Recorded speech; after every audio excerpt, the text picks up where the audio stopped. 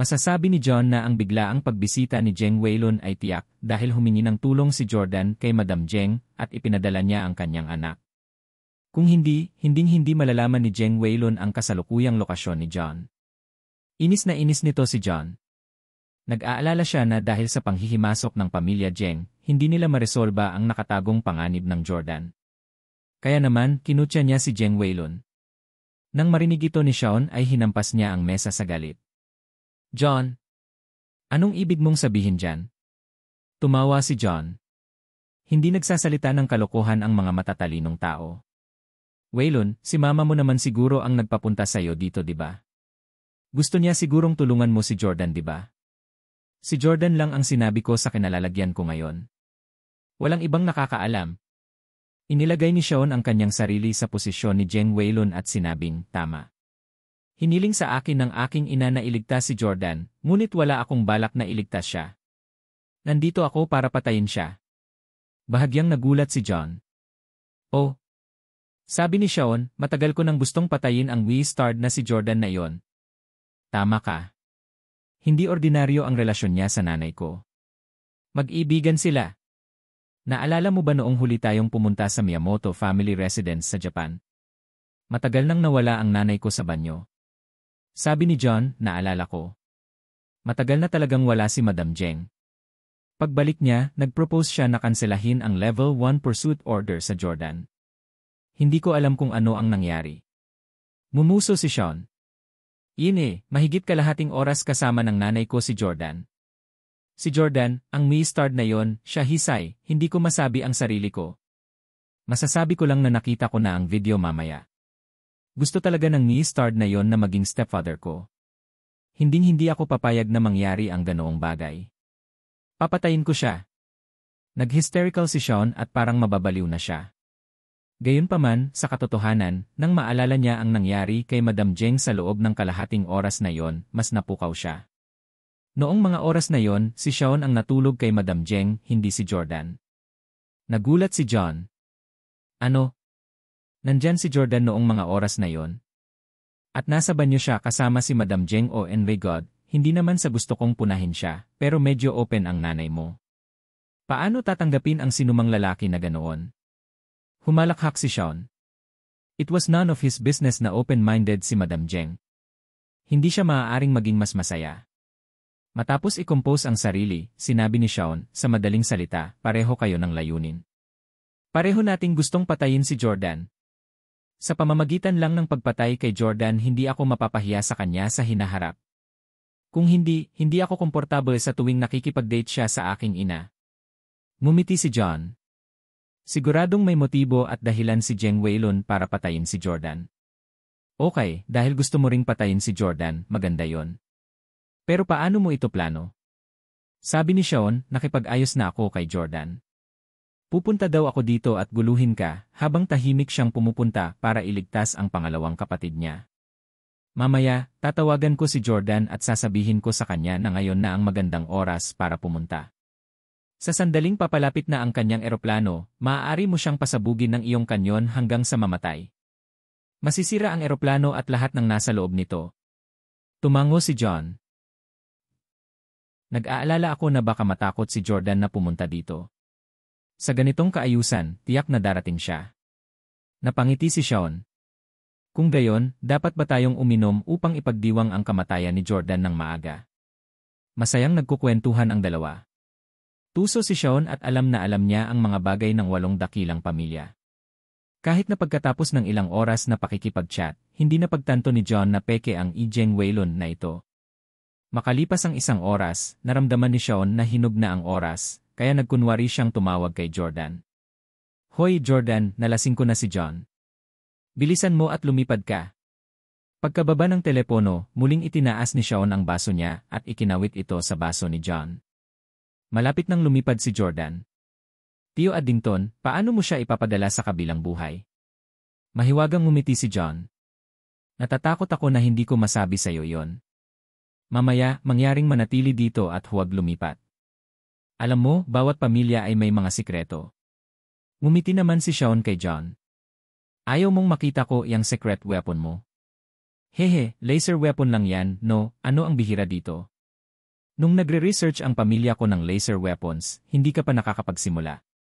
Nakakatawa. Natatakot ka talaga na malaman ko.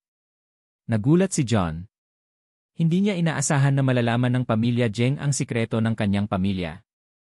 Naniniwala si John na napatay o nahuli na niya si Jamie at ang kanyang mga tauhan. Gayunpaman, hindi alam ni John na nakataka si Phoenix. Naisip niya na ang sikreto ng kanilang mga sandata ng laser ay hindi na-leak. Waylon, kailan mo nalaman ang sikreto ng pamilya ko? Sabi ni Sean, alam ko ito 10 taon na ang nakakaraan. Kung isipin na palagi mong iniisip na sikreto ito. Para sabihin sa iyo ang totoo, sa mga tuntunin ng pagsasaliksik ng mga armas ng laser, ang pamilya Zheng ay 100 beses na mas mahusay kaysa sa iyo. Mas mabuting paniwalaan mo ito. Paulit-ulit na tumango si John. Naniniwala ako sa iyo, syempre naniniwala ako sa iyo. Paano maihahambing ang aking pamilya Addington sa dakilang pamilyang Zheng? Sa hinaharap, kakailanganin naming sumangguni sa iyo sa laser weaponry. Tumango si Sean. Bibigyan kita ng ilang pointers kapag nagkaroon ako ng pagkakataon. Ngayon, tingnan ko kung hanggang saan ang iyong pag-unlad. Tignan natin kung mayroon kang ikasampu ng kung ano ang mayroon ang pamilya natin. Zheng, sa ganitong paraan please. Wala nang itinago si John. Sa halip, naging solicitous siya at inimbitahan si Sean na bisitahin ang mga laser weapon ng kanyang pamilya. Alam niyang para magkaroon ng kasalukuyang katayuan ang pamilya Zheng, tiyak na mas mataas ang teknolohiya nila. Kaya naman, hindi niya pinagdudahan ang mga sinasabi ni Sean. Pagdating nila sa laser cannon, humingi si Sean ng ilang parameter, gaya ng power output, system at armas na maaaring makasagap dito, at B. Sumagot si John ng naayon, kasama si Sean na patuloy na humahadlang upang ipagmalaki na ang pamantayan ng pamilya Zheng ay ilang antas na mas mataas kaysa sa kanila sa bawat aspeto. Humanga si John. Di nagtagal, isang hindi nakikitang eroplano ang dahan-dahang lumapit sa barkong pandigma ng pamilya Addington. Lord Addington, may nakita kaming invisible plane na lumilipad, ngunit hindi namin makumpirma ang eksaktong lokasyon nito sa ngayon. Nagsumbong ang isa sa mga kampon niya. Ngumiti si John. Nandito na ang little wizard na si Jordan. Sa tingin mo ba hindi kita mapapatay dahil lang sa nagpapalipad ka ng invisible plane? Hehe, mukhang hindi mo pa alam kung gaano kalakas ang laser cannon ko. I don't need to see you. Just need to determine the approximate direction. I can still kill you. Dahil doon, personal na pinaandar ni John ang laser cannon at pinaputukan ang bakanting espasyo sa harapan niya, boom. Isang berdeng sinag ang bumaril sa kalangitan sa itaas ng malayong dagat. Imposibleng tamaan ng unang putok na ito ang invisible plane sa mismong target. At hindi inaasahan ni John na matamaan ang kanyang target sa isang putok. Kinokontrol niya ang laser cannon, gumuhit ng isang bilog na may berdeng sinag. Ibinigay sa kanya ng mga subordinates ni John ang mga parameter ng tinatayang lugar kung saan matatagpuan ang invisible na eroplano. Sinakop ng bilog na ito ang buong lugar. Pagkatapos ay naglunsad si John ng isang malawakang pag-atake na naglipol sa lahat ng bagay sa loob ng bilog na iyon. Bang! Nagkaroon ng malakas na kalabog. Talagang natamaan ni John ang isang hindi nakikitang eroplano. Sa sandaling natamaan ng eroplano, nagkapira-piraso ito at lumubog sa ilalim ng dagat. Napakalapit noon. Ang invisible plane ay naging visible matapos itong tamaan. Sa sandaling ito, napagtanto nila na ang eroplanong ito ay malapit na sa barkong pandigma. Tila ito ay lumilipad sa buong bilis. Nagulat si John. Hindi ba dapat mas mabagal at maingat ang isa kapag pumupunta sa isang barkong pandigma upang iligtas ang isang tao? Bakit ang bilis lumipad ni Jordan? Ibang bagay ang ikinagulat ni John. Agad na nabasag ang buong eroplano matapos tamaan ng kanyang laser cannon. Hindi ba masyadong marupok ang eroplanong iyon? Natamaan niya ang Zephyr 2 kanina at nagawa niyang makasira ng pakpak. Bakit mas marupok ang eroplano ni Jordan? Sa katotohanan, ang invisible plane kanina ay isa lamang sa mga backup plane ni Jordan. Hindi iyon ang karaniwang Zephyr 3 niya. Kung Zephyr 3 yon, hinding-hindi na magagawa ng laser cannon na pasabugin ang buong eroplano sa isang putok lamang. Hindi lang iyon, walang tao sa eroplano ngayon, kaya mabilis itong lumipad. Bukod doon ay binigyan din ng regalo ni na Jordan at Sean si John. Bagamat walang tao sa eroplano, may gas. Ang gas na ito ay espesyal na binuo ni Shaun. Ito ay isang aphrodisiacal gas na maaaring pukawin ang mga pagnanasa ng mga lalaki at babae. Ngayong nagkahiwalay na ang eroplano, kumalat na ang lahat ng gas sa barkong pandigma ni Addington. Sampal! Sampal!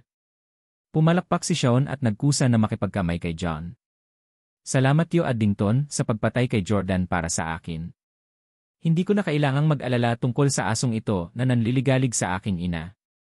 Masayang ibinalik ni John ang pagkakamay ni Shaun. Wala lang. Pero ngayong namatay na si Jordan, mahihirapan kang magsumbong sa nanay mo. Ikinaway ni Shaun ang kanyang kamay. Maliit na bagay ito. Hindi mo kailangang mag-alala tungkol sa akin.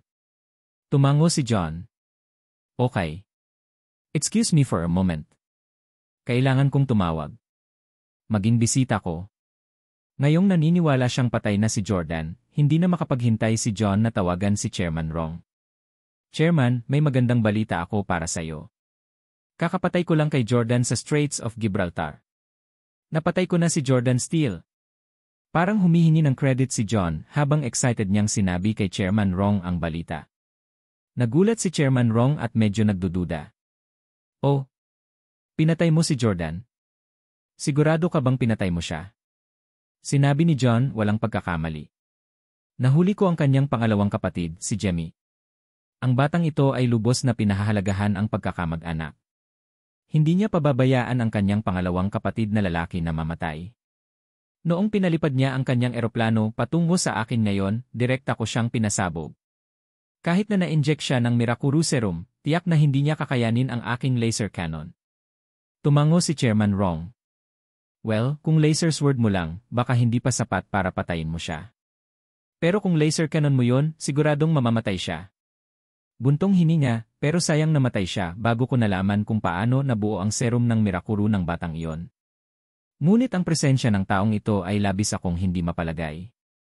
Ngayong siya ay patay na, gayon na lang. John, ikaw ay nakagawa ng mabuti. Punta ka minsan. Magpapadala ako ng isang tao upang bigyan ka ng ilang karagdagang mga pointer. Kahit libu-libong milya ang layo ni John, yumuko pa rin siya ng may paggalang. Salamat, Chairman.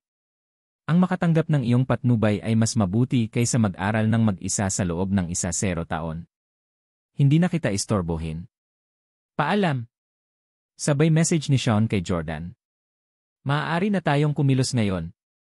Matapos matanggap ang mensahe ni Shaun, agad na lumabas si Jordan sa eroplano ni Jeng Weilun. Nagsuot siya ng wig at makeup at ibang-iba ang itsura. Kasama niya ang mahigit 10 babae na may kaakit-akit na figura. Lahat sila ay top-notch beauties. Espesyal na kinuha ni Jordan ang mga babaeng ito bago pumunta rito. Ito ay dahil pagkatapos na sirain ni John ang eroplano, ang aphrodisiacal gas ay mabilis na kumalat sa buong barkong pandigma. Ang mga bantay sa barkong pandigma ay pawang mga lalaki. Malakas ang kanilang mga katawan, ngunit maaaring kulang ang kanilang disiplina. Lalo na sa ilalim ng impluensya ng aphrodisiacal gas, sila ay labis na nanabik para sa mga kababaihan. Kasama ang mga babaeng ito, magiging napakadali para sa Jordan na iligtas si Jemmy. Gaya ng inaasahan, habang kumalat ang gas, maraming tao sa barkong pandigma ang nagsimulang magpakita ng iba't ibang antas ng kakulangan sa ginhawa. Ah, damn it, nakakalason ba tong gas na to? Bakit bigla akong nagkaroon ng ganang magkaroon ng babae ngayon? Leblanc, ganoon din ako. Ang isip ko ay puno ng mga pantasya tungkol sa katawan ng isang babae ngayon. Damn it, I can't concentrate at all. Dati, pagkatapos mailapag ni Shaun ang eroplano sa barkong pandigma, ipinadala ni John ang kanyang mga tauhan upang bantayan ito, sa takot na may ilang hindi otorisadong tauhan na lumabas at makalusot sa barkong pandigma. Ngayon, ang mga gwardiya na ito ay lalong nahihirapang kontrolin ang kanilang sarili. Sa sandaling ito, lumakad si Jordan kasama ang higit sa 10 sexing babies.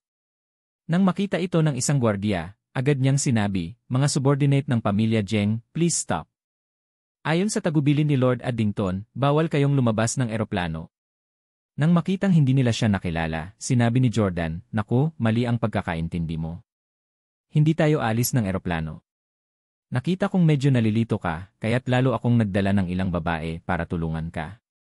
Oh, damnit, may ginagawa bang pagsubok ang barkong pandigma mo sa bagong gas? Bakit nakakapukaw ang amoy na ito? Buti na lang at maraming kagandahan si Master Zheng. Kung hindi, talagang mahirap. Habang nagsasalita si Jordan, tinulak niya ang mga babae papunta sa mga guard. Napaka-propesyonal ng mga dilag na ito. Ang ilan sa kanila ay kahit na mga porn star at alam kung paano pasayahin ang mga lalaki. Sa pagtingin sa mga kaakit-akit na figura at seksing damit ng mga babaeng ito, naglaway ang mga gwardiya. Lagok eh. Hindi. Kami ay mga sundalo na espesyal na sinanay ni Lord Addington. Paano namin mapabayaan ang aming tungkulin at makipaglaro sa mga babae? Ang isa sa mga gwardiya ay mukhang determinado. Ngumiti si Jordan. Ayaw mo? Sige, hindi na ako mag-abala pa sa'yo. You can settle it yourself. Pero, kung magbago ang isip mo, you're welcome to board the plane anytime. Isa nga pala sa mga dilag na ito ay ang biological daughter ni Madam Zheng.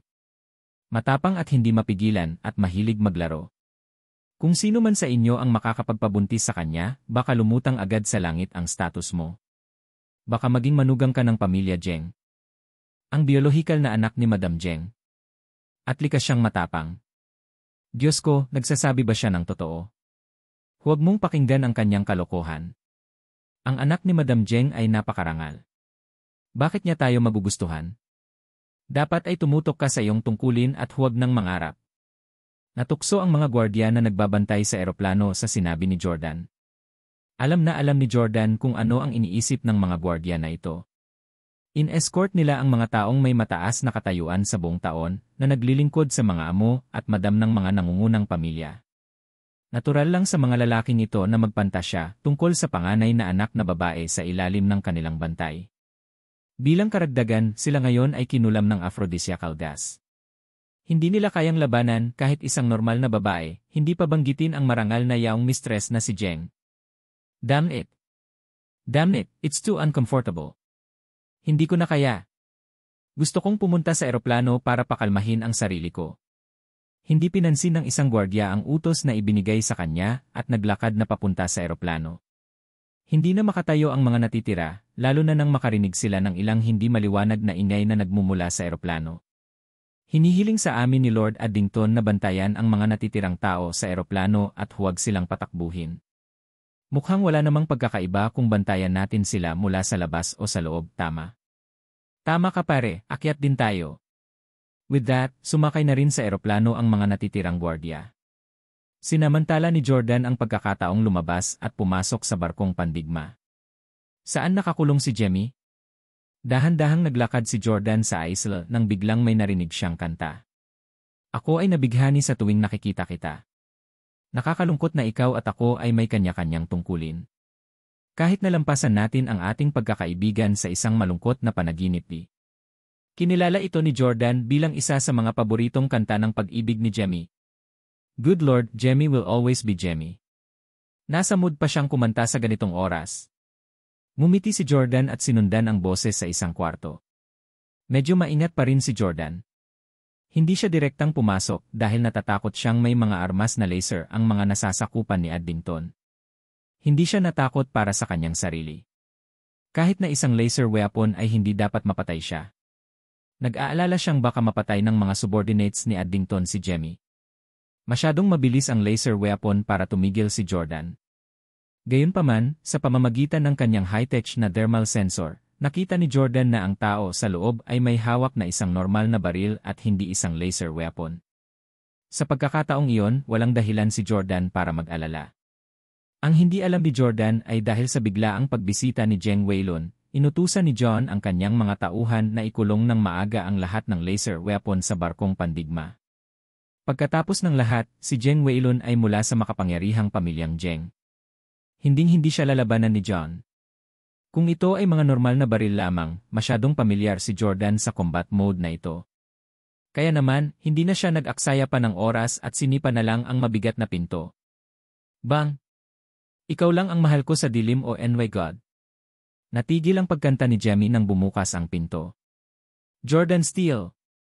Nakilala agad ng mga tanod si Jordan. Agad nilang inihanda ang kanilang mga baril, ngunit kay Jordan, ang kanilang mga galaw ay parang slow motion.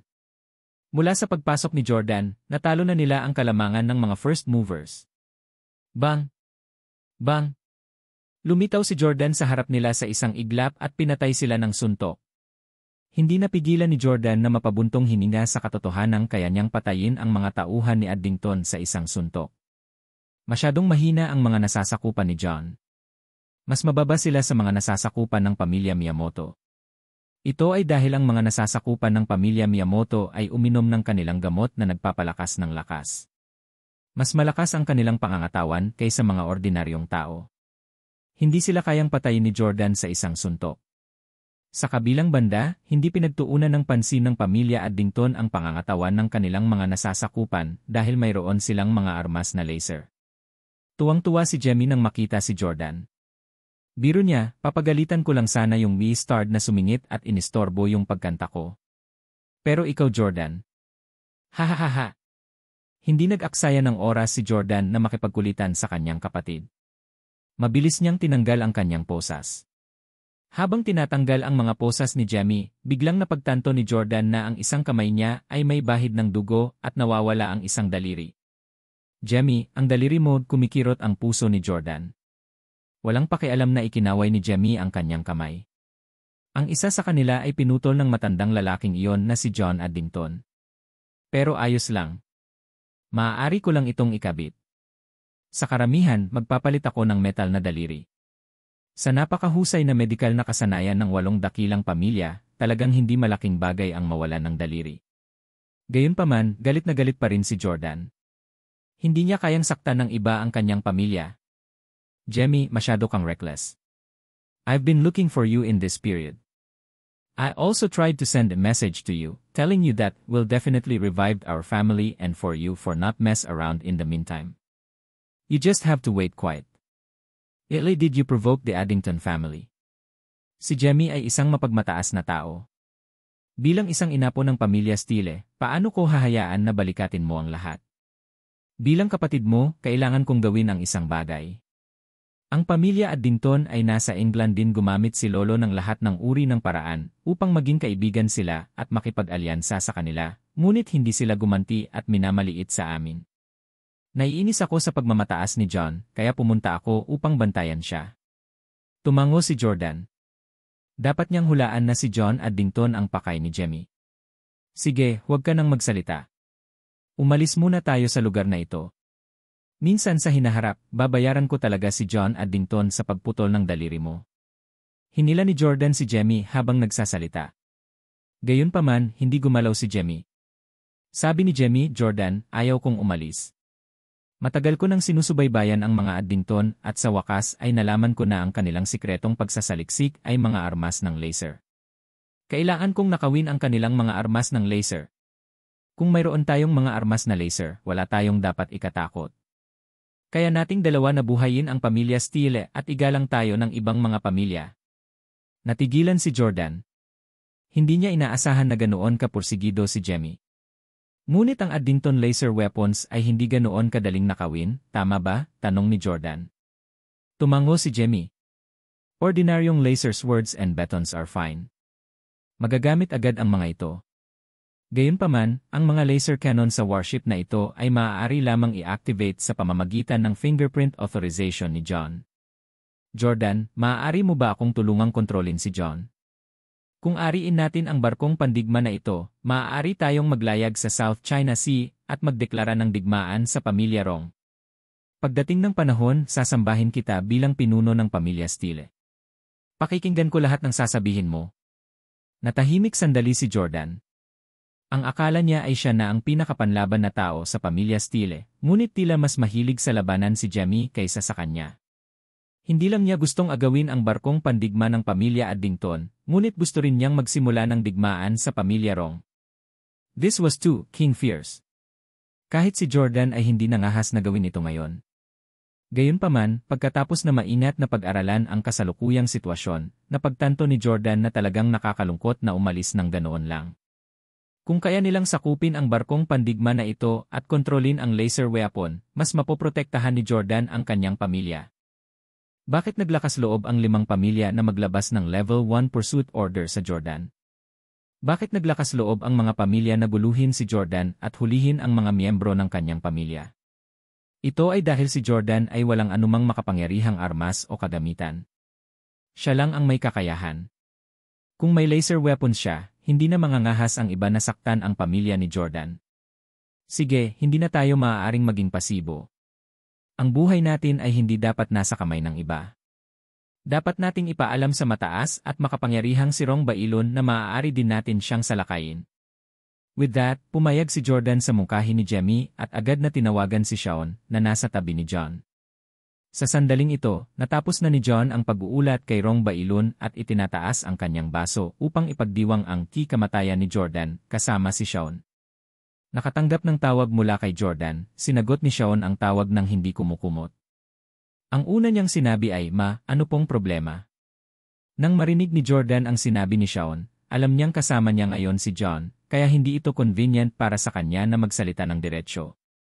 Gayunpaman, ang dalawa sa kanila ay gumugol ng sapat na oras na magkasama upang magkaroon ng ilang uri ng tacit understanding. Naiintindihan nila ang isa't isa kahit na hindi direktang nagsasalita.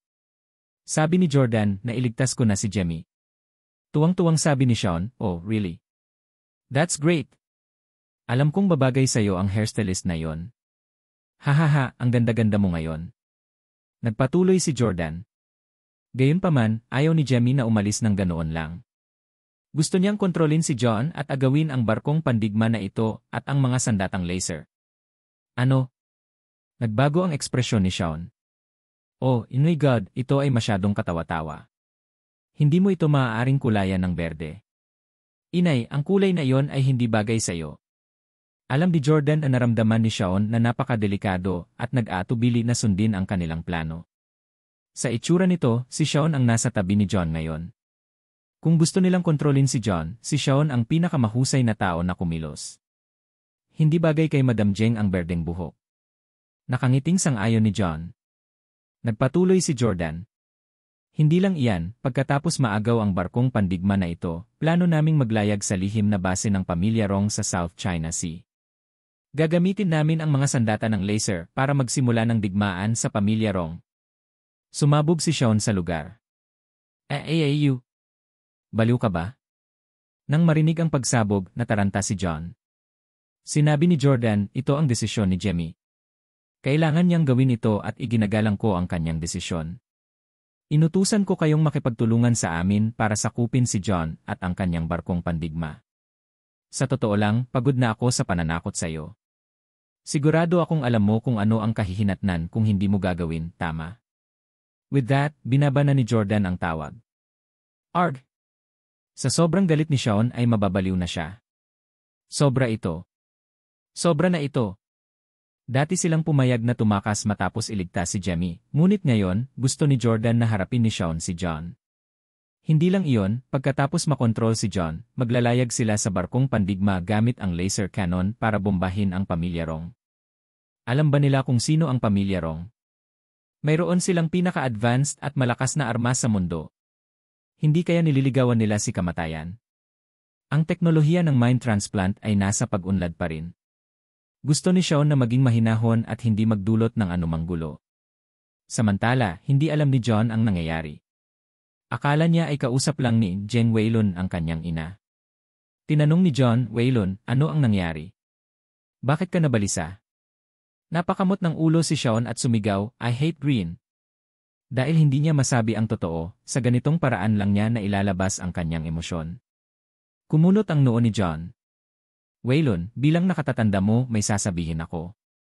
Paano mo namumura ang nanay mo ngayon lang? Si Madam Jeng ay isang kagalang-galang na tao. Kahit kami ni Chairman Rong ay tinatrato siya ng may pinakamataas na antas ng kagandahang loob kapag nagkikita kami. Ibinigay ni Madam Jeng sa iyo ang lahat ng mayroon ka ngayon.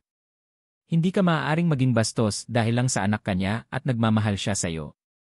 Hindi maintindihan ni John kung bakit nanumpa si Jeng Weilun sa kanyang ina. Napakalungkot ni Shaun. Alam niyang kapag nagpa siya si Jordan sa isang bagay, kahit isa-0 hukbong pinagsama-sama ay hindi siya mapipigilan. Bilang karagdagan, si Jordan ay isang Diyos na ngayon. Ang napagdesisyonan niyang gawin ay tiyak na mangyayari. Walang kwenta ang pagtanggi ni Shaun. Hindi niya kayang labanan ang tadhana. Kaya naman inayos ni Sean ang sarili. Nang muli siyang tumingin kay John, may nakakamatay na kislap sa kanyang mga mata. Bang! Sinuntok ni Sean si John sa mukha. You. It's none of your business kung sino ang minumura ko. Naisip ni John na nagalit si Jeng Weilun dahil sa kanyang sinabi. Gayunpaman, sa susunod na segundo, gumamit si Sean ng ilang hindi kilalang madilim na paraan upang kontrolin si John. Weilun, bakit mo ginagawa ito? Naramdaman ni John na malapit nang huminto ang kanyang paghinga, at ang kanyang mga nasasakupan ay hindi nangahas na kumilos ng padalos-dalos. Binalaan sila ni Sean na kung maglakas loob silang lumipat, si John ay mapupunta sa impyerno sa susunod na segundo. Cut the crap and follow me. Hinawakan ni Sean si John na hostage at pumunta sa ibabang palapag para makipagkita kina Jordan at Jemmy. Napatulala si John nang makita si Jordan. Jordan, hindi ka patay. Damn it, naloko ako. Jeng Weilun, niloko mo ako. Napangiti si Sean.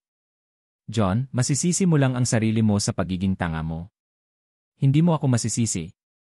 Galit na galit si John. Damn it, hindi kita bibitawan sa paggamit mo sa akin ng ganito. Sa sandaling ito, lumakad si Jemmy na may hawak na kutsilyo sa kanyang kamay.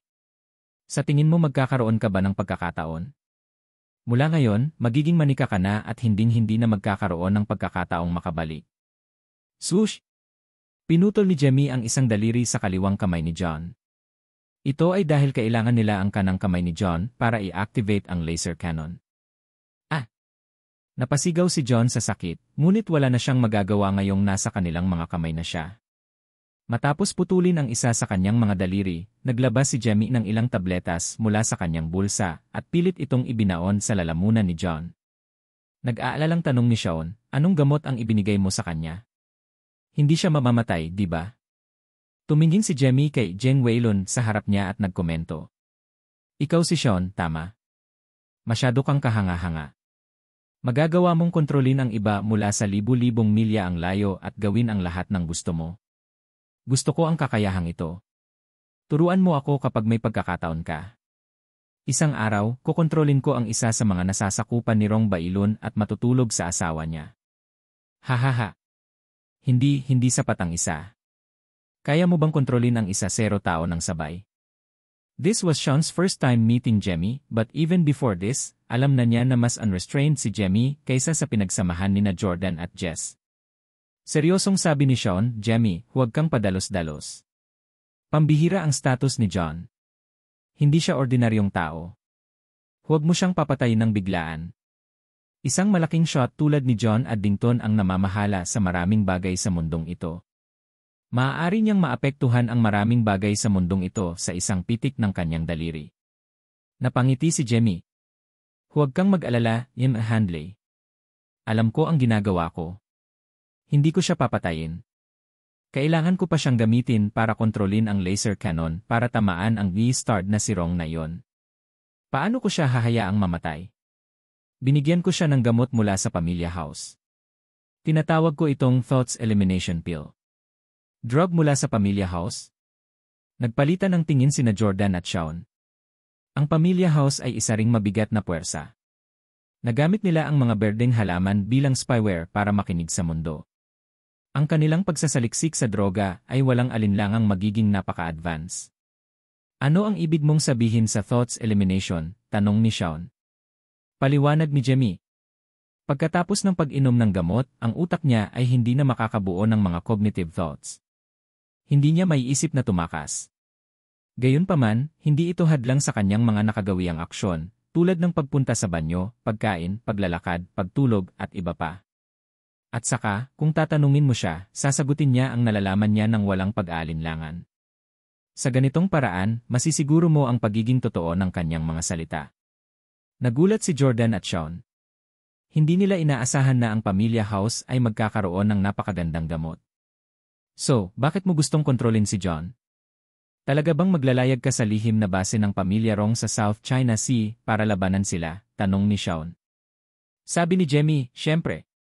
Gusto kong malaman ni Rong Bailun na ang Pamilya Steele ay hindi dapat ipagwalang bahala. Gusto ko ring gamitin ang labanang ito para balaan ang ibang mga pamilya at ang buong mundo na huwag akong saktan. Tiningnan ni Sean ang nakapatay na si Jamie at naisip niya, si Jamie ay talagang mas walang ingat kaysa kay Jordan. Nagbabakasakali siyang gumawa ng kahit ano. Gayunpaman, maaari ko ring kunin ang pagkakataong ito upang makita ang lakas ng pamilya Rong at makita kung anong mga pamamaraan ang kanilang gagamitin upang harapin ang mga laser cannon ng pamilya Addington. Ang pamilya Rong ay palaging itinuturing na pinuno ng 8 dakilang pamilya. Naniniwala ang lahat na sila ang pinakamalakas. Ngunit sa totoo lang, walang sinuman ang nagpatunay ng kanilang lakas. Gusto ni Sean na makipagpalitan ng isip kay Rong Bailon at maging pinuno ng pamilya Rong. Ngunit paano kung ang pamilya Rong ay puro bugbog at walang laman? Paano kung wala silang tunay na lakas? Siyempre, napakababa ng posibilidad. Gayunpaman, nais ni Sean na samantalahin ang pagkakataong ito upang makita ang tunay na lakas ng pamilya Rong. Naniniwala siya na ang pamilya Rong ay magbubunyag ng kanilang tunay na lakas kapag nahaharap sa mga laser cannon ng pamilya Addington. Sinabi ni Sean, dahil pinipilit mong gawin ito, hindi kita pipigilan. Gayunpaman, Jordan, kailangan kong sabihin sa iyo na hindi ako sasali sa labanang ito. Malapit na akong magdiskonekta kay Jeng Weilun. Pinapayuhan kitang huwag lumahok sa laban na ito ng personal. Tumango si Jordan. Parehas ako sa iyo. Gusto ko lang samantalahin ang pagkakataong ito para makita kung ganoon ba talaga kalakas ang pamilya Rong. Hindi muna ako gagawa ng padalos-dalos na pag-atake sa kanila sa ngayon. Sabi ni Sean, sige, mabuti yon. Tignan natin kung anong mga paraan ang gagamitin ng pamilya Rong para labanan ang mga laser cannon ng pamilya Addington. Makalipas ang ilang oras, nahiwalay si Sean kay Jeng Weilun at unti-unting nagising ang huli. Nang magising siya at napagtantong nasa hindi pamilyar na kapaligiran siya. Ang huling naalala niya ay ang pagkikita nila ni Jordan. Agad na nagalit si Jeng Weilun. Naglakad siya papunta kay Jordan at hinawakan ang kwelyo niya. You start. Anong ginawa mo sa akin? Nasaan ako? Saan mo ako dinala? Sinusubukan mo bang magrebelde? Mahinahong sumagot si Jordan, hindi mo ba ako binigyan ng misyon na alamin ang mga sikreto ng pamilya Rong? Hahanapin natin ngayon si Rong Bailon. Rong Bailon? Sandaling natigilan si Jeng Weilun bago tumakbo sa bintana. Napagtanto niya na ito ay ang walang katapusang dagat sa labas. Nasa dagat ako. Tinanong ni Jeng Weilun si Jordan, kaninong barkong pandigma ito? Ito ay kay John Addington. Sa sandaling ito, pumasok si Jamie kasama si John. Itinali niya ang isang kadena sa liig ni John at dinala siya na parang aso. Si John, na hindi nagseryoso sa mga Steele, ay hindi kailanman naisip na balang araw ay mapahiya siya ng mga inapo ng pamilya Steele sa ganitong paraan. Ikaw ang pangalawang kapatid ni Jordan, Jamie. Kinokontrol mo si John Addington. Nagulat si Jeng Weilun kay Jamie. Buong pagmamalaking sagot ni Jamie, tama. Si John at ang kanyang barkong pandigma ay nasa ilalim na natin. Galit na galit si Jeng Weilun at sinigawan si Jordan, "Ye-start. Sinong nagtanong sa'yo na gawin mo ito? Alam mo bang naglalaro ka ng apoy?" Kinasusuklaman ni Jamie ang ugali ni Jeng Weilun at tumahimik siyang sumagot, "Jeng Weilun, sino ang nagpahintulot sa iyo na magsalita sa amin sa ganoong tono?" Inabot ni Jordan ang kanyang kamay, senyales na kumalma si Jamie. Naglakad siya palapit kay Jamie at hinila siya sa isang tabi. Jamie, kapaki-pakinabang pa rin sa akin si Jeng Weilun. Iniisip ng pamilya Jeng na sumuko na ako sa kanila, kaya bakit hindi na lang natin itong tiisin sa ngayon? Hindi pa huli ang lahat para ilapag lahat ng card ko sa mesa pagkatapos nating matuklasan ang sikreto ng pamilya Jeng Weilun. Bukod sa pamilya Rong, sabik din si Jordan na malaman ang tunay na lakas ng pamilya Jeng. Magiging maluwag na lang si Jordan pagkatapos maibunyag ang mga trompeta ng dalawang pamilyang ito. Tumango si Jamie. Alam niyang may malaking binabalak si Jordan at hindi niya sisirain ang kanyang mga plano. Kaya naman, binago ni Jamie ang kanyang ugali at sinabi kay Jeng Weilun, Jeng, hindi ko alam na sumuko na si Jordan sa'yo. Patawarin mo sana ako sa pananakit ko sa iyo ngayon lang. Ikinulong ni Jeng Weilun ang kanyang mga kamay sa likod at mayabang na bumulong. Nagpatuloy si Jamie. Dahil miyembro na ng pamilya Jeng si Jordan, susundan ko rin ang pamilya mo. Paano na? Kinokontrol ko ang pamilya Addington ngayon at mayroon akong pinaka-advanced na mga armas ng laser. Sa tingin ko may karapatan akong sumama sa'yo, tama? Nagulat si Jeng Weilun. Kung papayag si Jamie na sumali sa pamilya Jeng, ang lakas ng pamilya Addington ay nasa ilalim din ng utos ng mga Jeng. Nagtanong si Jeng Weilun, handa ka ba talagang sumama sa pamilya ko? Napangiti si Jamie. Iniligtas ni Jordan ang buhay ko. Dahil sa'yo na siya ngayon, anong dahilan ko para labanan ang alinman sa inyo? Tuwang-tuwa si Jeng Weilun. Sinabi niya kay Jordan, mabuti, mahusay. Haha, hindi nakakagulat na mataas ang tingin ng nanay ko sa'yo. Talagang may kakayahan ka. Mula ngayon, kayong dalawa ang aking kanang kamay. Sumunod ka sa akin at sama-sama nating pamahalaan ang mundo. Tila hindi lang sina Shaon, Miyamoto Chujiro at Rong Bailun ang gustong maging pinakapanginoon sa mundo. Si Jeng Weilun ay nagkaroon din ng gayong mga hangarin. Lahat ng mga taong ito ay gustong mangibabaw sa mundo. Lubos nilang binaliwala si Jordan na siyang bagong Diyos. Gayunpaman, hindi ngayon ang oras para sabihin sa iba na siya ay isang Diyos. Alam ni Shaon at binablackmail na niya si Jordan sa kanyang kakayahan. Kung alam din ng ibang pamilya, tiyak na hahanap sila ng mga paraan para magamit ang Jordan. Makalipas ang ilang oras. Isang lihim na base sa kanlurang China. Isa sa mga pinakalihim at mahigpit na lugar sa mundo. Ang mga ulat ng media ay madalas na nag-isip tungkol sa layunin ng lihim na base na ito. Ang ilan ay hulaan na ang gobyerno ay gumagawa ng mga advanced na sasakyang panghimpapawid ng militar dito. Sa madaling salita, ito ay isang ganap na pinaghihigpitang lugar. Walang miyembro ng publiko ang maaaring lumapit dito, kunan ng larawan o pasukin ito. Kung ang isang eroplano ay lumipad, agad itong ibababa, anuman ang layunin nito. Sa sandaling ito, si Rong Bailun ay nasa lihim na basing ito. Biglang tumakbo ang isa sa mga nasasakupan ni Rong Bailun na gulat na gulat. Masamang balita, Chairman Rong. Ang barkong pandigma ng pamilya Addington ay papalapit na sa South China Sea. Mayroon kaming isang lihim na base doon. Malapit na kami sa striking range. Nagulat si Rong Bailun. Ano? Sigurado ka bang ito ang barkong pandigma ng pamilya Addington? Mahirap paniwalaan. Hindi ba't ilang oras na ang nakalipas tinawagan siya ni John para ibalita ang pagkamatay ni Jordan? Siya ay tunog tulad ng isang tapat na tagasunod gaya ng dati. Bakit biglang lumapit ang mga Addington sa lihim na base ng pamilya Rong sa South China Sea? At sa isang barkong pandigma? Sabi ng kanyang subordinate na verify na namin. Tumawag din ang gobyerno para tanungin kung dapat ba nilang pigilan. Mabilis na sinabi ni Rong Bailun, huwag hayaan silang kumilos ng padalos-dalos. Ang mga kanyon ng Addington laser ay makapangyarihan. Natutunaw nila kahit na ang mga pinaka-advanced na missile ng bansa. Hindi sila kapantay ng pamilya Addington. Tumango ang nasasakupan. Got it. Pero wala na ba tayong gagawin? Sinabi ni Rong Bailun, kailangan ko munang tumawag. Agad na nagpasimula ng video call si Rong Bailun kay John Addington, ngunit hindi sumagot ang kabilang partido. Kumunot ang noo ni Rong Bailun nang mapagtanto niya na maaaring may nagbago. Nagpadala siya ng text message kay John. Kaibigan o kalaban? Nakita ni Jamie ang mensahe mula kay Rong Bailun. Sumagot siya, Rong Bailun, gusto kitang ligawan. Nakita ni Rong Bailun ang tugon at natitiyak niya na ang pamilya Addington ay dumating upang magdeklara ng digmaan sa kanya. Damn it, John wouldn't dare to provoke me like this. Hindi ba talaga patay si Jordan? Biglang naramdaman ni Rong Bailun na posible ito.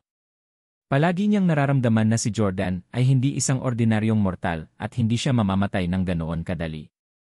Biglang nagsumbong ang kanyang nasasakupan. Chairman, biglang bumilis ang barkong pandigma ng pamilya Addington. Tinatantya namin na makakarating sila sa abot ng aming base sa South China Sea sa loob ng 1-0 minuto. Kung hindi kami kikilos ngayon, baka atakihin kami nila. Nagsimulang mabalisa si Rong Bailun. Sa totoo lang, kahit na ang pamilya Rong ay palaging nangunguna, halos wala silang karanasan sa pakikipaglaban. Ito ay dahil walang sinuman ang nangahas na pukawin sila o magdeklara ng digmaan sa kanila. Parang si Kevin Durant na pumasok sa middle school para magturo ng basketball. Walang estudyanteng maglalakas loob na hamunin siya ng one-on-one. Si Rong Bailun ay medyo nabalisa, lumihi sa kanyang karaniwang kalmadong sarili. Ile, kahit sinong humamon sa akin, wala akong pakialam kung ang taong iyon ay si John Addington mismo, si Jordan Steele, o sinuman. Hayaan mo silang pumunta. Kahit sino pa ang kalaban ko, sasabihin ko sa kanila ang parehong bagay. Walang sinuman sa mundong ito ang magiging katapat ng pamilya Rong. Ang kanyang nasasakupan ay nagmamadaling lumuhod at sumigaw, mabuhay ang pamilya Rong. Mabuhay si Chairman Rong. Chairman, paano natin lalabanan ang Addington Warship? Sinabi ni Rong Bailon, napakalakas ng mga sandatang laser ng pamilya Addington. Kung sasalakay nila ang ating sikretong base gamit ang kanilang mga kanyon ng laser, malamang na masisira ang ating sikretong base. Sa makatuwid, hindi natin dapat hayaan silang magpaputok ng kanilang mga kanyon ng laser. I activate ang weather weapon. Samantala, sa Addington Warship, si Jemmy, Jordan, Jeng Weilun at ang iba pa ay nasasabik din. Hahaha, malapit na tayo sa loob ng 3 minuto. Sasabugin ko ang sikretong base ng pamilya Rong. Tuwang-tuwa si Jemmy. Masigla rin si Jeng Weilun. Not bad. Oras na para ibaba ang ulo ni Chairman Rong. Kung siya ay atakihin at matalo sa pagkakataong ito, gagawin kong mahirap ang mga bagay para sa kanya sa susunod na dakilang pagpupulong. Paalisin ko siya sa posisyon ng chairman at papalitan ang aking ina. Gusto ng lahat na maranasan ni Rong Bailon ang pagkatalo. Pagkatapos ng lahat, si Chairman Rong ay naging mataas at makapangyarihan sa loob ng mahabang panahon. Gayunpaman, naging maingat si Jordan. Katutubo niyang nadama na ang bagay na ito ay hindi magiging madali. Sa makatuwid, ginamit niya ang kanyang kakayahan sa pagkadyos upang mahulaan kung ano ang mangyayari makalipas ang ilang minuto. Gusto niya talagang malaman kung magtatagumpay ang nakakabaliw na operasyon ni Jemmy. Rumble. Isang napaka-engranding eksena ang lumitaw sa isip ni Jordan. Hindi ito ang eksena ng isang laser cannon na binomba ang lihim na base ng pamilya Rong, ngunit ang panahon. Ito ay hangin, kidlat, isang marahas na bagyo. Bukod dito, sinamahan pa ito ng malalaking alon. Damn it! Mabilis na sinuri ni Jordan ang taya ng panahon. Ipinakita nito na magiging maaraw at mahangin sa mga susunod na oras. Paano ito posible? Nag-alala si Jordan. Anong problema, Jordan? Bakit hindi ka excited? Bakit parang nag-aalala ka? Tinapik ni Jeng Weilun ang balikat ni Jordan habang nagtatanong. Sumagot si Jordan, better safe than sorry. Dapat tayong maghanda ng eroplano at maging handa na umalis anumang oras. Sinabi ni Jeng Weilun, oh. Bakit hindi ka kumpiyansa? Sa palagay mo ba ay hindi magtatagumpay ang pag-ataking ito? Ngunit bilang aking subordinate, kailangan kitang purihin sa iyong pag-aalala sa aking kaligtasan at pag-ingat. Hinulaan na ni Jordan na hindi magtatagumpay ang kanilang pag-atake. Gayunpaman, hindi masabi ni Jordan sa kanila. Patuloy na tuwang-tuwa sina Jeng Weilun at Jemmy. Hahaha, malapit na tayo. Rong Bailon, mamatay ka na. Tuwang-tuwa si Jemmy. Si Jeng Weilun ay may hawak na baso ng alak at labis na nagsasaya. Ngunit laking gulat nila nang biglang napuno ng madilim na ulap ang maaliwalas na kalangitan at nagsimulang umulan. Kakaiba?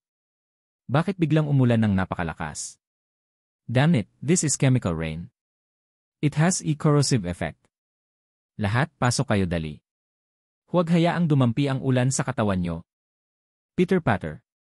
Ang mga patak ng ulan ay patuloy na bumabagsak, ang kulog ay patuloy na umaalingaw-ngaw, at ang kidlat ay patuloy na tumatama sa barkong pandigma. Dumagundong. Maaraw pa noong 1 minuto, ngunit biglang nagbago ang panahon. Hindi lang nagkaroon ng thunderstorm, kundi nagkaroon din ng smog. Damn it, ito ay isang weather weapon. Ang pamilya Rong ay talagang makapangyarihan. Sila ay talagang nakagawa ng isang weather weapon. Napuno ng damdamin si Jeng Weilun. Ang mga sandatang pangpanahon ay isang napaka-nakakatakot na uri ng sandata na may kapangyarihang maihahambing sa mga sandatang nuklear. Sinasaliksik ng China ang gayong mga sandata mula noong ikalawang digmaang pandaigdig. Pagkatapos noon, sa tulong ng Diyos-Diyosan, ang mga sandata ng panahon ng pamilya Rong ay umabot sa isang napakapangingilabot na antas. Nagsimula nang mag-alala si Jemmy. Ano ang dapat nating gawin? Maaari pa ba nating salakayin ang sikretong base ng pamilya Rong?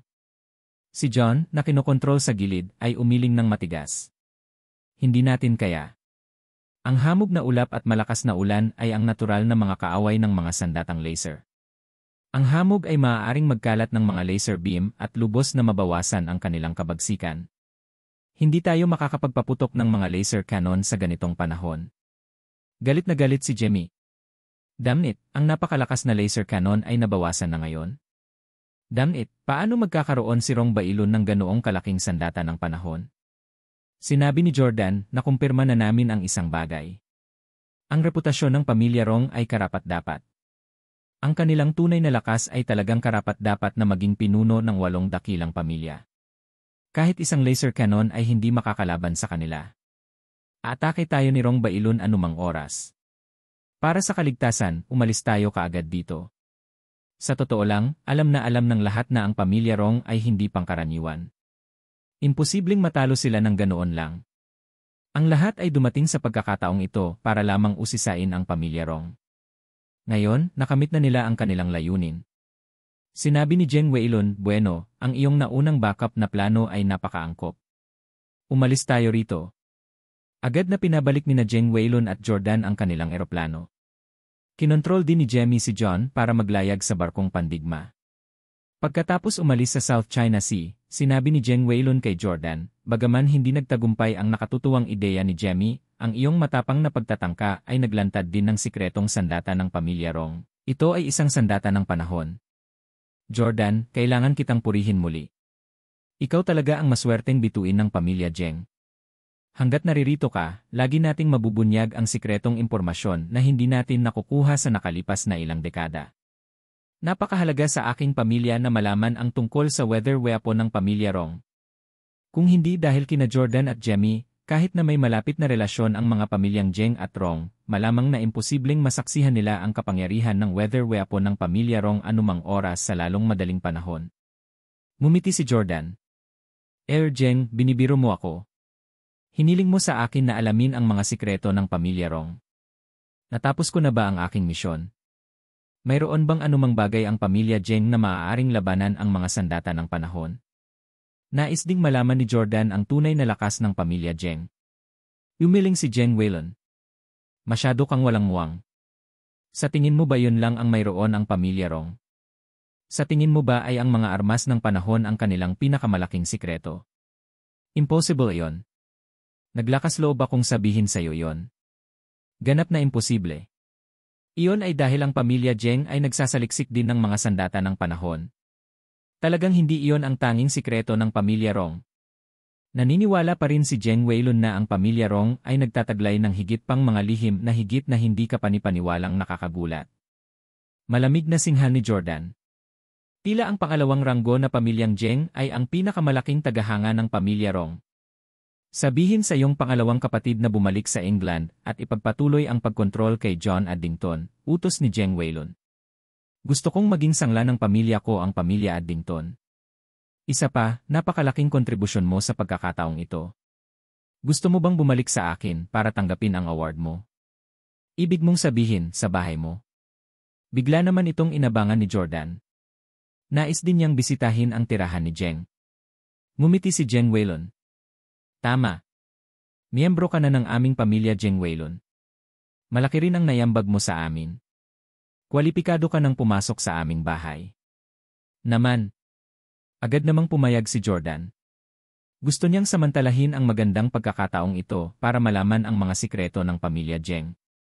Kahit na maganda ang relasyon ni Jordan sa pamilya Jeng ngayon, nagkamali sila ng paniniwala na siya ay kanilang nasasakupan at nasa kanilang awa. Palaging may posibilidad na masira ang kanilang relasyon sa hinaharap at maaaring maging magkaaway ang dalawang panig. Gaya ng kasabihan, ang pagkilala sa kaaway ang susi sa tabumpay. Gusto ni Jordan na maunawaan pa ang tungkol sa pamilyang ito na maaaring maging kalaban niya sa hinaharap. Sina Jordan at Jeng Weilun ay lumipad patungong Suzhou, China sa parehong eroplano. Sa panahong ito, tumawag at nag-message si Sean kay Jordan, ngunit hindi tumugon si Jordan. Halata na hinihimok ni Sean si Jordan na bumalik at ipagpatuloy ang kanyang pananaliksik. Ngunit may sariling agenda si Jordan. Ayaw niyang matali ni Sean. Lumapag ang eroplano sa isang magandang lugar na may malalagong halaman. May mga ranso ng kabayo, mga golf course at malinis na lawa. Ang pagiging nasa Suzhou ay parang pagpunta sa isang paraiso. Ito ay napakasaya. Hindi na kailangang sabihin, ang buong lungsod ay kabilang sa pamilya Jeng. Dito nakatira si Jeng Anli. Pagkababa ng eroplano, umupo si Jordan sa isang unmanned na kotse na naghatid sa kanya sa isang marangyang bulwagan. Nang makarating sila sa kanilang destinasyon, otomatikong bumukas ang pinto ng sasakyan. Walang tao sa paligid. Bumaba si Jordan sa sasakyan at pumasok. Pagpasok pa lang niya ay napagtanto niyang naghihintay na si Madam Zheng sa loob. Isang masaganang hapunan ang inihanda. Jordan, maligayang pagdating sa aking lugar. Nakasuot ng eleganteng puting damit si Madam Zheng.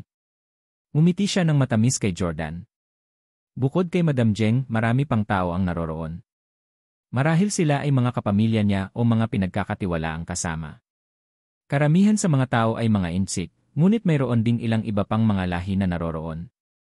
Maligayang pagdating sa bahay, Young Master Weilun. Ang isa sa mga lalaki ay lumuhod sa harap ni Zheng Weilun at magalang na binati. Napatingin si Jordan sa lalaking ito.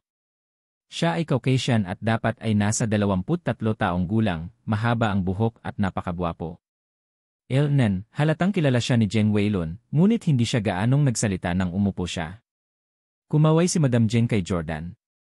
Jordan, pasok ka dali. Ipapakilala kita. Ito ang mga anak ko, sina Suking at Saiking. Ito ang isa ko pang anak na lalaki, si Kailun. Ito ang CEO ng Military Division ng pamilyang Zheng, si Baoluo. Ito ang CEO ng aming Technology Division, Taeson. Ito ay I. Masayang ipinakilala ni Madam Zheng ang lahat kay Jordan. Sa wakas, nang turn na ng Caucasian na lalaki, sinabi ni Madam Zheng, ang kanyang apelyido ay Steele, tulad ng sayo. Siya ay mula rin sa Via. Ang kanyang pangalan ay I. Ang pangalan ko ay Kilon Steele. Natutuwa akong makilala ka. Ang lalaking ito ang nagkusa na maglakad patungo sa Jordan at ipakilala ang kanyang sarili na may mapanghamong kislap sa kanyang mata. Hindi masyadong palakaibigan ang titig at tono ni Kilon. Bukod dito, malinaw na nagpalakas siya kaysa sa kinakailangan ng makipagkamay siya kay Jordan.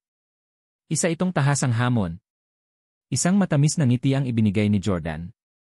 Wala siyang pakialam kung nakatagpo siya ng pang-aalipusta o diskriminasyon sa hindi pamilyar na kapaligirang ito.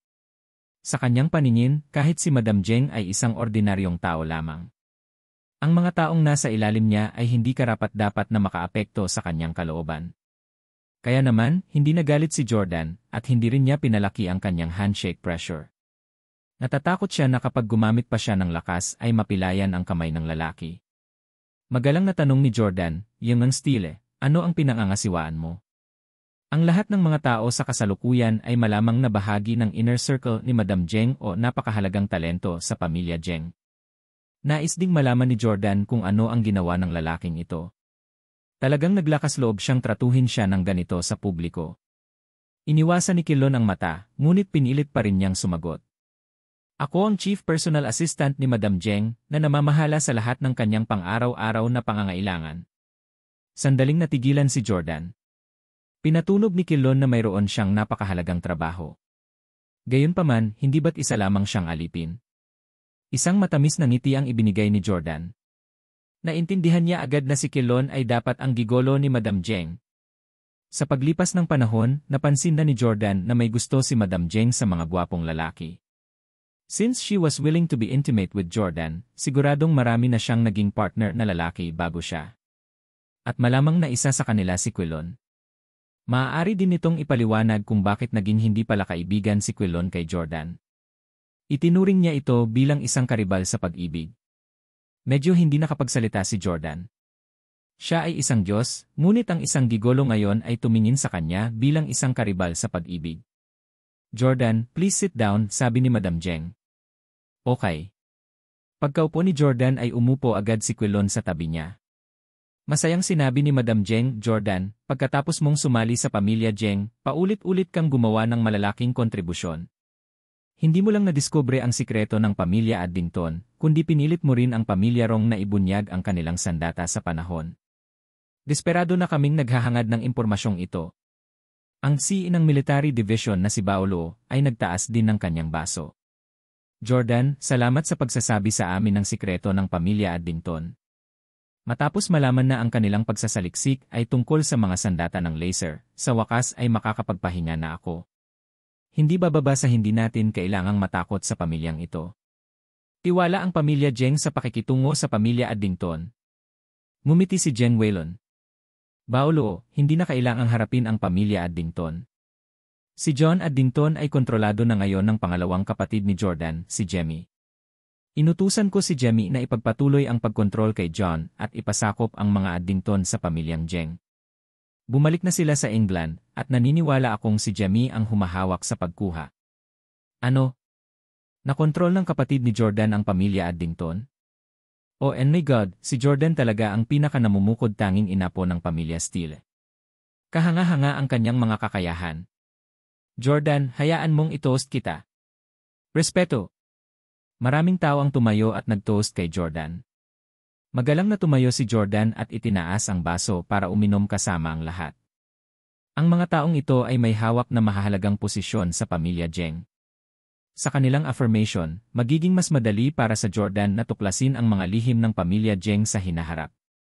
Biglang nagsalita ang bunsong anak ni Madam Jeng na si Jeng Xiqing, isang babaeng maikli ang buhok na nasa early 20. Jordan, may tanong ako sa'yo. Tumingin si Jordan kay Jeng Xiqing. Ang babaeng ito ay medyo cute. Emma Jeng, sige po. Ngumiti si Jordan. Hinawakan ni Jeng Xiqing ang kanyang baba, nabalitaan ko mula sa aking ina na tinanggihan mo si Lota mula sa pamilya Schmid. Si Lota ay isang santo ng Switzerland. Ang ganda niya hindi ba? Bakit mo siya tinanggihan? Sa halip, napunta ka sa aking ina. Para kay Jeng Xiqing, na isang batang babae sa kanyang early 20s, walang saysay ang gayong pagpili. Noon, tinanggihan ni Jordan si Lota dahil mayroon na siyang Loren at Victoria at ayaw nang magkaroon ng ibang asawa. Gayunpaman, hindi niya magagamit ang dahilan na ito ngayon. Kung ayaw mong gumawa ng anumang bagay na mapapahamak ang iyong mga asawa, bakit kayo nakipagtalik kay Madam Jeng? Kasalanan lahat ni Shaun kung bakit niya ginawa ang gulo ng kontrolin niya ang katawan ni Jordan. Ngayon, walang pagpipilian si Jordan kundi panatilihin ang katauhan na ito. Nag-isip sandali si Jordan bago sumagot. Si Lota ay talagang napakaganda, tulad mo, Xiqing. Gayunpaman, hindi ko gusto ang mga bata at inosenteng babae. Mas gusto ko ang mga mature na babae. Ngumiti si Jeng Xiqing at pinag-cruise ang kanyang mga braso, ipinatong ang kanyang mga siko sa hapagkainan. Gusto mo ba talaga ang mga babaeng mas matanda sa'yo? Bakit? Balita ko may asawa ka na mas matanda sa'yo ng 10 taon. Talagang hindi ka akit-akit sa'yo ang mga babaeng kasing edad ko. Mula sa kanyang tanong, tila interesado si Jeng Xiqing kay Jordan. Paulit-ulit niya itong tinatanong tungkol sa kanyang romantikong buhay. Hindi alam ni Jordan ang isasagot. Paano yon? Xiqing, napakaganda at cute mo. Kahit sinong lalaki ay mahuhulog sa'yo. Nagpatuloy si Jeng Xiqing sa pagtatanong sa kanya. Kung gayon kung maaari kang pumili ng isang babae, sa pagitan namin ng aking ina, sino ang pipiliin mo? Damn it! Ito ay isang tanong na walang tamang sagot. Gayunpaman, mabilis na sumagot si Jordan, pipili ko si Madam Jeng. Hahahan! Nagtawanan ang lahat. Malungkot na hinampas ni Jeng Xiqing ang mesa, ngunit pagkatapos ay nagtanong, magugustuhan mo ba ako pagkatapos ng isa pang 20 taon? Nanay, handa ka bang ibigay sa akin si Jordan? Sabi ni Madam Jeng Xiqing, itigil mo na ang panggugulo. Ito ang unang pagkakataon ni Jordan sa bahay namin ngayon. Huwag mo siyang takutin. Binaril ni Jeng Xiqing si Jordan ng isang napakakahulugang tingin. Ang babaeng ito ba ay sa akin? Naramdaman ni Jordan na ganap na minana ni Jeng Xiqing ang pagiging baliw lalaki ng kanyang ina. Talagang katawa-tawa kung ibinahagi siya ni Madam Jeng sa kanyang anak. Nang makitang kahit si Jeng Xiqing ay nagpapahayag ng kanyang pagmamahal kay Jordan, si Kilon ay lalong nagselos. Uminom si Kilon ng isang baso ng alak at biglang nagtanong, Jordan, nabalitaan ko kay Madam Jeng na pinatay mo ng mag-isa ang mga pinuno ng mga pamilya ng Park at Miyamoto. Paano mo ito nagawa? Hindi nagustuhan ni Jordan ang kanyang tono at ugali. Hindi niya siniseryoso si Kilon at ayaw niyang sagutin siya. Sa halip, sumagot si Jordan, nasabi ko na kay Madam Jeng ang tungkol dito. Hindi na kailangang ipaliwanag ito sa'yo. Si Kilon ay labis na nalungkot. Sige, ipaliwanag mo kung bakit ka sumali sa pamilya Jeng. Malaki ang pag-aalinlangan ko sa katapatan mo. Pinaghihinalaan ko na mayroon kang lihim na motibo. Agad na naging kakaiba ang kapaligiran. Alam naman ng lahat na mahal ni Madam Jeng si Jordan, kaya naman pinupuri siya ng lahat. Ngunit si Kilon, na nag-iisang Amerikano sa kasalukuyan, at kahit na may kaparehong apelyido bilang Jordan, ay napaka-antagonistic sa Jordan. Ito ang unang pagbisita ni Jordan, kaya walang naramdaman na ito ang kanilang lugar para magsalita para sa kanya. At sa totoo lang, sa karamihan ng mga nasa kasalukuyan, ang biglaang desisyon ni Jordan na sundan ang pamilya Jeng ay talagang karapat-dapat na hinala. Sabi ni Kilon, may kakayahan kang patayin mag-isa sina Park Sang-joon at Miyamoto Chujiro. Hindi ka rin masasaktan na inject ng Mirakuru Serum. Dahil kaya mo, bakit mo pababayaan ang sarili mo at humingi ng proteksyon sa pamilya Jeng? May lihim ka bang motibo? Kumunot ang noo ni Jordan kay Kilon. Alam talaga ng lalaking ito kung paano manggulo. Hindi tanga si Madam Jeng. Siya ay isang babaeng kumokontrol sa buong pamilya Jeng. Higit pa rito, siya ang nanguna sa pamilya Jeng sa mataas na posisyon nito, pangalawa lamang sa pamilya Rong. Talagang hindi siya isang hangal na babaeng lovesick. Hindi niya maniniwala ang lahat tungkol kay Jordan dahil lang sa gusto niya ito. Siya ay may sariling paghuhusga tungkol sa katapatan ni Jordan. Hindi na niya kailangan ang paalala ni Kilon. Kaya't ang mga salita ni Kilon ay nagparamdam sa lahat ng sobrang awkward. Walang sinabi si Madam Jeng. Gusto niyang marinig ang sagot ni Jordan. Sagot ni Jordan. Pagkatapos kong patayin si Miyamoto Chujiro, iminungkahi ni Chairman Rong na ako ay tubisin.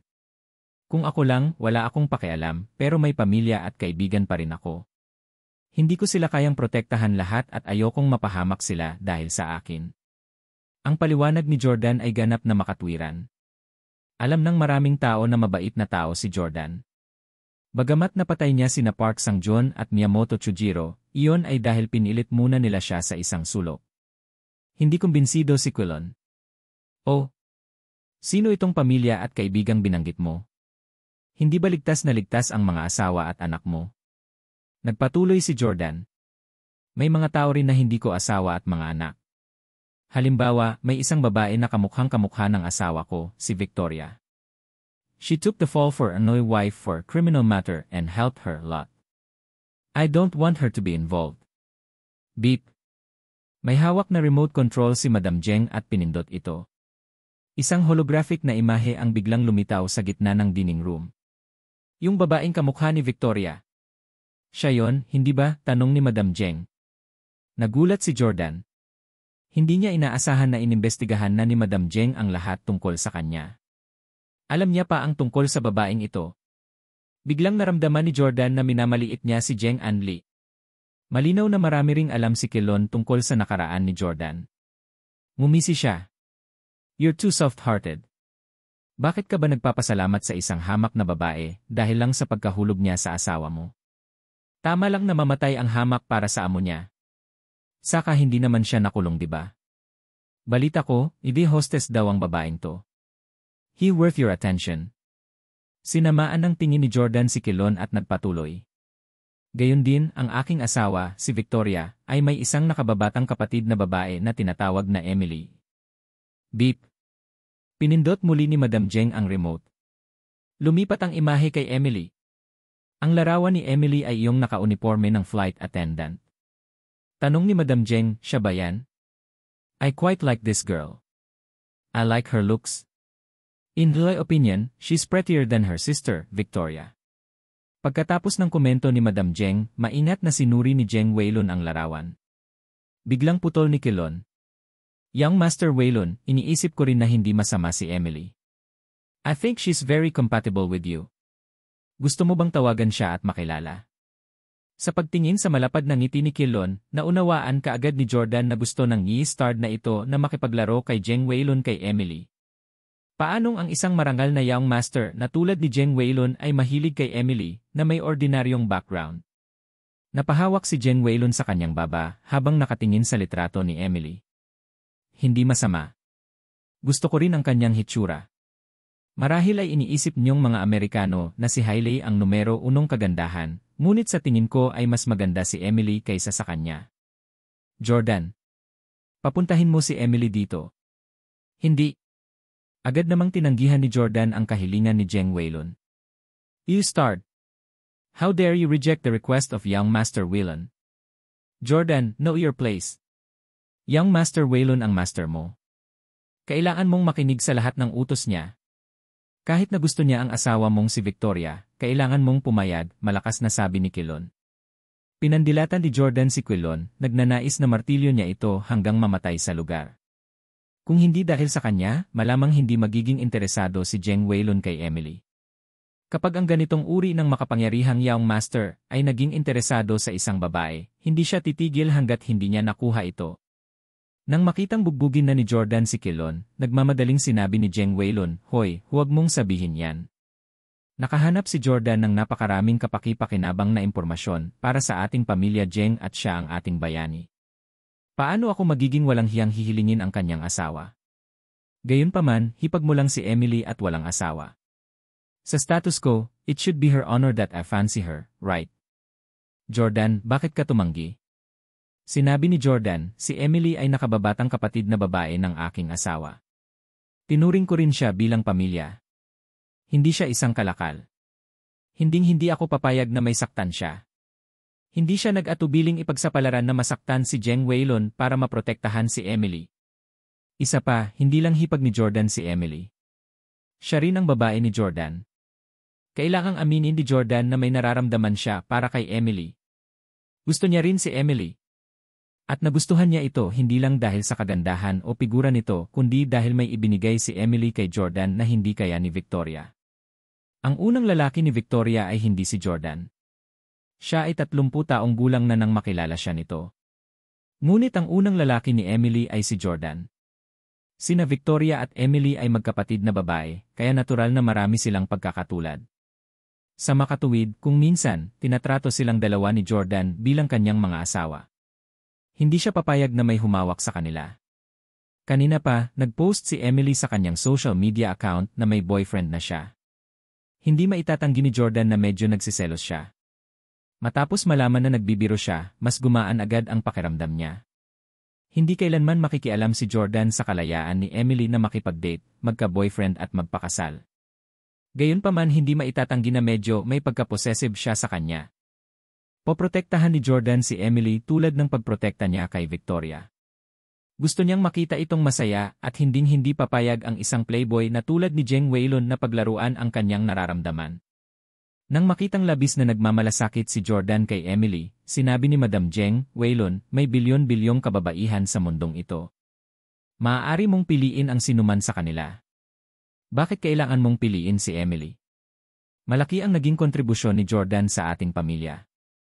Ang hapunan na ito ay para salubungin siya. Huwag mong ikagalit ang isa sa atin. Sobrang pinahahalagahan pa rin ni Madam Jeng si Jordan at inaalala ang kanyang nararamdaman. Malaki ang ipinagbago ng ugali ni Jeng Waylon kay Jordan. Bagamat hindi siya nasisiyahan, pumayag siya. Sige, hindi ko natatantanan si Emily. Anyway, I think this girl is too chubby. Sa mata ng mga insik, ang sexing kurba ng mga babaeng Caucasian ay itinuturing na masyadong chubby. Sa mga insik, maganda ang payat. Si Quilon ay labis na nalungkot. Hindi niya inasahan na si Madam Jeng at Jeng Waylon ay labis na nagmamalasakit sa opinyon ng tilingkod na ito. Tumangging umatras, nagpatuloy siya. Jordan, wala ka na bang ibang hipag na isang celebrity? Balita ko maganda daw siya at maganda ang mukha. Wala kang pakialam kung siya ang pipiliin ni Young Master Waylon, di ba? Beep. Pinindot muli ni Madam Jeng ang remote control at bumungad ang mukha ni Jenny. May 2 litrato niya. Ang isa ay sa kanya bago ang plastic surgery at ang isa ay sa kanya pagkatapos. Hindi inaasahan ni Jordan na mag-imbestiga ng mabuti ang pamilya Jeng. Nalaman pa nila kung ano ang hitsura ni Jenny bago ang kanyang plastic surgery. Sabi niya kay Jeng Waylon, si Jenny is a vain woman, kung alam niya. Ang iyong pagkakakilanlan, malamang na matutuwa siyang makipag-date sa iyo. Bagamat pareho sina Jenny at Emily ay hipag ni Jordan, ang kanyang saloobin sa kanila ay magkaibang mundo. Handang protektahan ni Jordan si Emily tulad ng ginawa niya kay Victoria, ngunit wala siyang gaanong pagmamahal kay Jenny. Noong una siyang ikinasal kay Hailey, madalas na kinukutya ni Jenny si Jordan. Bagamat kinalaunan ay pinakitunguhan niya si Jordan ng maayos at ipinahayag pa ang kanyang pagmamahal sa kanya, iyon ay pagkatapos niyang napagtanto na mayaman si Jordan. Sa pagtatapos ng araw, si Jenny ay katulad ng iba pang pamilya ng Camden. Nagustuhan lang nila ang mga mayayaman. Kung ito ay isang lalaki na katayuan ni Jeng Weilun, si Jenny ay sabik na may mangyari sa pagitan nila. Hindi na kailangang pigilan ni Jordan si Jeng Weilun na habulin si Jenny. Gayunpaman, umiling si Jeng Weilun matapos tingnan ang larawan. Medyo sexy ang figure niya. Unfortunately, I don't like women who have been plastic surgery. Hindi nagustuhan ni Jeng Weilun si Jenny. Matapos ang 2 oras at 3 ikot ng alak, medyo nahilo si Madam Jeng. Lumapit siya at ipinatong ang kamay sa balikat ni Jordan. Malapit ka nang kumain, di ba? First time mo dito ngayon. Halika, ipapakita ko sa'yo.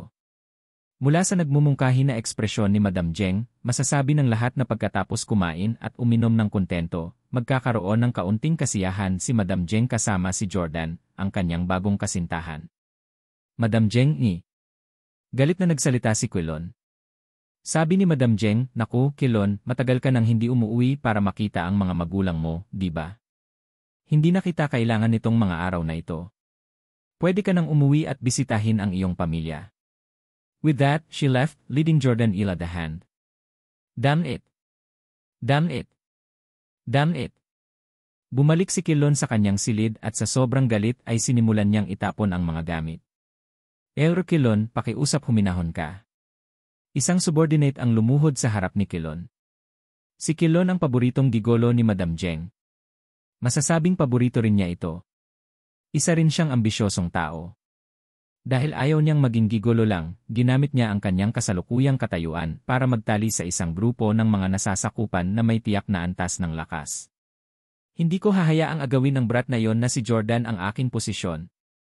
Kailangan kong ilantad ang kanyang tunay na kulay at masaktan siya," kay Madam Jeng o Young Master Weilun. "Tom, inuutusan kitang magpadala kaagad ng isang tao sa Vihya at hulihin si Emily. Nagkagusto si Young Master Weilun sa kanya at gusto kong ialok siya sa kanya." Ang timog silangan na rehiyon ng Asia. Sa isang marangyang resort, umiinom ng niyog at kumakain ng merienda ang isang dalisay at cute na batang babae na may maputi na balat, naka-shorts na halatang mahaba ang binti. Naka-cross-legged siya sa sofa at nanonood ng scene. Ang babaeng ito ay may malambot at mahabang buhok na umabot sa kanyang balikat. Ang kanyang matigas at makinis na pisngi ay nagpapatunay din na siya ay isang bata at natural na kagandahan. Sa Emily yon. Sob, napakaganda talaga ni Kate Beckinsale. Kapag 40 years old na ako, dapat kong alagaan ang sarili ko at manatiling kasing ganda niya. Napatingin si Emily sa matikas na babae sa screen na may inggit at paghanga. Nanonood siya ng American action comedy na Jolt. Buntong hininga, kasalanan ni Victoria ang lahat sa paghahanap ng napakahusay na asawa na naging dahilan upang maging napakataas ng pamantayan ko ngayon. Paano magkakaroon ng isa pang Jordan sa mundong ito? Hindi ba ako mag-iisa hanggang mamatay ako eh? Nagpout si Emily na may malungkot na ekspresyon. Sa kanyang edad, dapat ay sabik na siyang lumabas sa mga petsa. Napakaganda niya kaya napakadali para sa kanya na maakit ang mga lalaki. Gayunpaman, pagkatapos maranasan na makasama si Jordan, napagtanto ni Emily na hindi na niya gusto ang ibang mga lalaki. Kadalasan, tahimik na ginugunita ni Emily ang oras na kasama niya si Jordan sa kotse. Sa tuwing naiisip niya yon, sobrang saya ang nararamdaman niya. Biglang may pumasok na lalaki. Sa sobrang takot ni Emily ay ikinalat niya ang kanyang mga merienda sa lupa. Gusto niyang gamitin ang unan bilang sandata, ngunit pakiramdam niya, kahit ipagsapalaran niya ang kanyang buhay, malamang na hindi niya matatalo ang lalaking ito. Kaya naman, inilagay niya ang unan sa kanyang kandungan upang harangan ang tanawin ng kanyang magagandang binti. Ayaw niyang magkaroon ng anumang masamang pag-iisip ang nanghihimasok na ito. Gayunpaman, walang ginawa ang lalaki kay Emily. Emily, isang grupo ng mga hindi kilalang tao ang biglang dumating at ang ibig nilang sabihin ay sinasaktan ka. Hindi ko pa nakita ang kanilang mga armas dati. Natatakot ako na hindi kita mapoprotektahan sa pagkakataong ito, ang ulat ng lalaki. Umupo si Emily sa sofa na may unan. Ikaw ay isang hindi kilalang tao sa iyong sarili. Sino ka para sabihin yon tungkol sa iba? Sabi ng lalaki, Emily, actually, kanina pa kita lihim na pinoprotektahan. Hindi kita sasaktan. Kung hindi dahil sa biglaang pangyayari ngayon, hindi ako nagpakilala at naistorbo ang bakasyon mo. Biglang nagningning ang mga mata ni Emily. Ah, pinadala ka ba ni Jordan para protektahan ako? Tumigil sandali ang lalaki. Inalis namin ang taong pinadala ni Ever Jordan para protektahan ka. Pinadala ako ng ibang tao na maaaring ituring na kaibigan ni Ever Jordan. Medyo nataranta si Emily pero pakiramdam niya ay hindi masamang tao ang lalaking ito. Kasama niya si Jordan. Napangiti si Emily. CJ. Dahil may masasamang tao na dumarating ngayon, dalian mo akong ilayo.